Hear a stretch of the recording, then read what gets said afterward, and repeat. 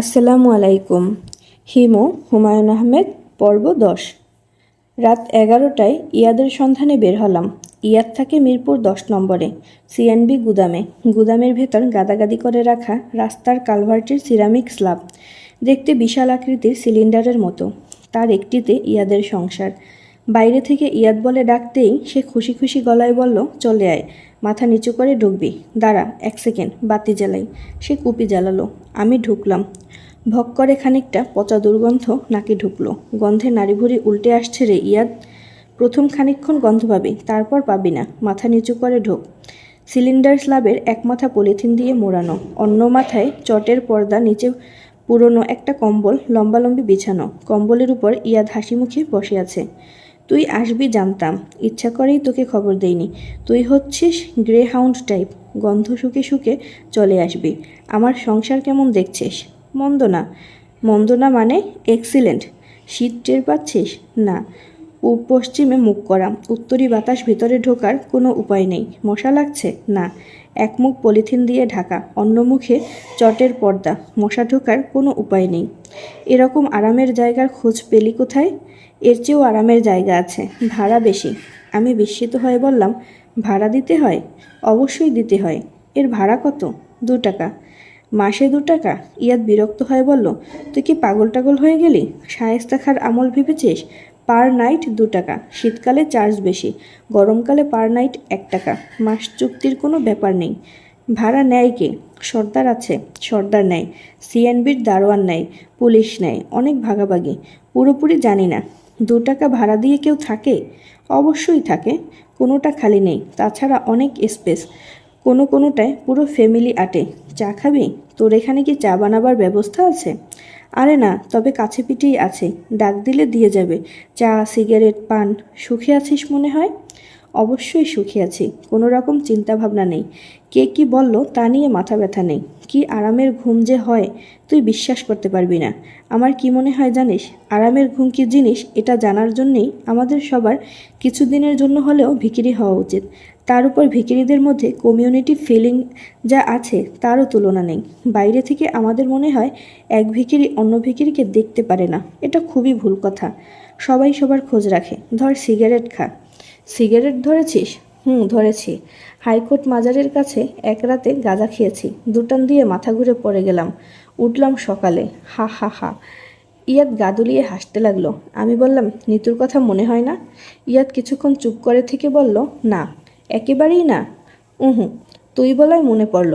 ও কেমন আছে জানতে চাস না? ভালো আছে তো বটেই, খারাপ থাকবে কেন? তোর আসল কাজ কেমন এগুচ্ছে? এগুচ্ছে না। অবশ্যই আমি নিজেই গা করছি না, তারা তো কিছু নেই, হোক ধীরে সুস্থে। আগে ওদের মেইন স্ট্রিমের সঙ্গে মিশে নেই, তারপর। ওদের মেইন স্ট্রিমের সঙ্গে এখনও মিশতে পারিস নি? হুম। ওরা খুব চালাক, বুঝলি। হিমু চট করে ধরে ফেলে যে আমি ওদের একজন না, বাইরের কেউ। কিছু বলে না? না, কিচ্ছু বলে না, চুপ করে থাকে। তবে আমার মতো অনেকেই আছে। বলিস কি? নানান ধান্দায় ভিখিরি সেজে ঘোরে। বিদেশি আছে বেশ কয়েকটা। এর মধ্যে একটা আছে নেদারল্যান্ডের বিরাট চোর। চা খাবি কি না তা তো বললি না। খাবি? খাবো। ইয়াদ চটের পর্দা সরিয়ে ডাকলো, তুলসী, তুলসী, 2টা চা। তুলসীকে দেখে রাখ, অসাধারণ একটা মেয়ে। আমি আমার জীবনে এত ভালো মেয়ে দেখিনি। কি যে বুদ্ধি! তোর তো অনেক বুদ্ধি। তোকেও তো এক হাটে কিনে অন্য হাটে বেচে ফেললে তুই টেরও পাবি না। তুলসীর বয়স কত? 7-8 হবে, বেশি না। ও কি ভিক্ষা করে? গাবতলী বাস স্ট্যান্ডে চা বিক্রি করে। তুলসীর বাবা আর সে দুজনের ব্যবসা, ভালো রোজগার। তুলসী চা নিয়ে ঢুকলো। মেয়েটার গায়ে সুন্দর গরম সোয়েটার, মাথার চুল লাল, স্বর্ণকেশী বালিকা। ইয়াদ বলল, তুলসী হলো আমার খুবই ক্লোজ ফ্রেন্ড। তুলসী আর চোখে আমাকে দেখলো, কিছু বলল না। ইয়াদ বলল, চায়ের কাপ থাক, পরে নিয়ে যাবি। হিমু, তুলসীকে কেমন দেখলি? ভালো। মারাত্মক বুদ্ধি। কি করে বুঝলাম জানিস? তুলসী আমাকে বলল, 2জন লোক আমার উপর নজর রাখছে। আমি কিচ্ছু বুঝিনি। 2জন তাহলে তোর উপর নজর রাখছে? নিতুর কাণ্ড। আমাকে সারাক্ষণ চোখে চোখে রাখা হলো ওর অভ্যাস। কোনোদিন দেখব টুটিফুটিকে নিয়ে উপস্থিত হয়েছে। উপস্থিত হলে কি করবি?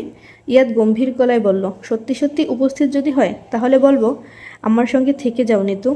কি মনে হয় তোর, নিতু থাকবে? কিছু বলা যায় না, থাকতেও পারে। এখানে থাকাটা কিন্তু আরামদায়ক। 1 রাত থেকে যা, তুই নিজেই টের পাবি। থাকবি? আমার দম বন্ধ হয়ে আসছে।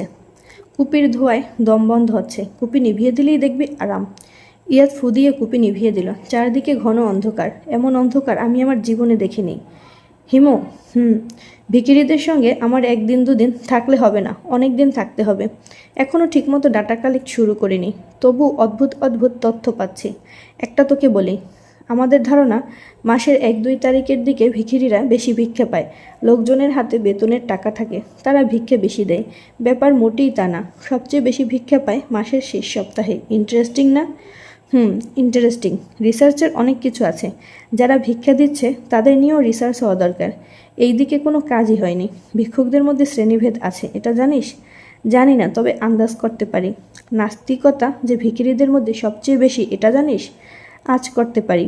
ফ্যামিলি স্ট্রাকচার ওদের ভেঙে পড়েছে। স্বামী স্ত্রী একসঙ্গে থাকে, আবার স্ত্রী অন্য কারোর সঙ্গেও কিছুদিন থেকে স্বামীর কাছে ফিরে আসে। স্বামীর বেলাতেও এটা সত্যি। এরা সম্পূর্ণ নতুন ধরনের এক সমাজ তৈরি করছে। এই সমাজের আইনকানুন আলাদা। এরা যাযাবরদের মতো হয়ে যাচ্ছে। কোথাও এক নাগারে 3 রাতের বেশি থাকবে না, ঘুরে ঘুরে বেড়াবে। তোর কাছে ইন্টারেস্টিং লাগছে? লাগছে। ভিখিরিদের রোজগার সম্পর্কে আগে যে সমীক্ষা করেছিলাম সেটা পুরোপুরি ভুল। ভিখিরিদের মধ্যে নতুন মা যারা, অর্থাৎ যাদের বাচ্চার বয়স 1 মাস 2 মাস, তারা খুব ভালো রোজগার করতে পারে। তবে এই সব ক্ষেত্রে নতুন মার শরীর দুর্বল বলে বের হতে পারে না। বাচ্চাটা ভাড়া খাটে, 40 থেকে 50 টাকা দৈনিক ভাড়া। এত সব তথ্য পাচ্ছি যে তুই কল্পনাও করতে পারবি না। এই সব তথ্য নিতে নিতেই এক জীবন কেটে যাবে। এর মানে কি এই যে তুই তোর সারা জীবন এই গর্তে কাটিয়ে দিবি? নিতুর কাছে ফিরে যাবি না? ইয়াদ হাই তুলতে তুলতে বলল, দেখি, আমি আজ যাচ্ছি। কাল আসবি? বুঝতে পারছি না, আসতেও পারি। তোর কিছু লাগবে? লাগলে বল, নিয়ে আসবো। কিছু লাগবে না। টাকা পয়সা লাগবে? না। পকেটে রুমাল থাকলে রেখে যা, সর্দি হয়ে গেছে। রুমালের অভাবে সামান্য অসুবিধা হচ্ছে। ইয়াদের কাছ থেকে বের হয়ে বড় রাস্তায় নেমে দেখি গাড়ি নিয়ে ম্যানেজার অপেক্ষা করছে। আমি বললাম, আপনি এখনও যাননি? চলে যান। আপনাকে পৌঁছে দিয়ে যাই স্যার। আমি হেঁটে বাড়ি ফিরব, পৌঁছে দিতে হবে না। আপাকে কি বলবো? আমি কয়েকদিনের মধ্যে তার সঙ্গে দেখা করব। যা বলার আমি তখন বলবো। উনি খুব অস্থির হয়ে আছেন স্যার। বুঝতে পারছি। আগামীকাল সকালের দিকে আসতে পারেন না? না। কবে নাগাদ আসবেন? ঠিক দিনটা বললে আমার জন্য ভালো হয়। আপা জিজ্ঞেস করবেন, কিছু বলতে না পারলে রাগ করবেন। ম্যানেজার হয়ে জন্মেছেন, বসের রাগ তো সহ্য করতেই হবে। ভিখিরি হয়ে জন্মালে কারোর ধার ধারতে হতো না। বেঁচে থাকছেন যাদের দয়ার উপর, তাদের সমীহ করতে হচ্ছে না। ইন্টারেস্টিং না? ম্যানেজার জবাব দিল না, দুঃখিত চোখে তাকিয়ে রইল। বেচারার জন্যে আমার মায়া লাগছে, কিন্তু কিছু করার নেই। নিতুর সঙ্গে দেখা করতে যাবার সময় হয়নি। নিতুকে অপেক্ষা করতে হবে।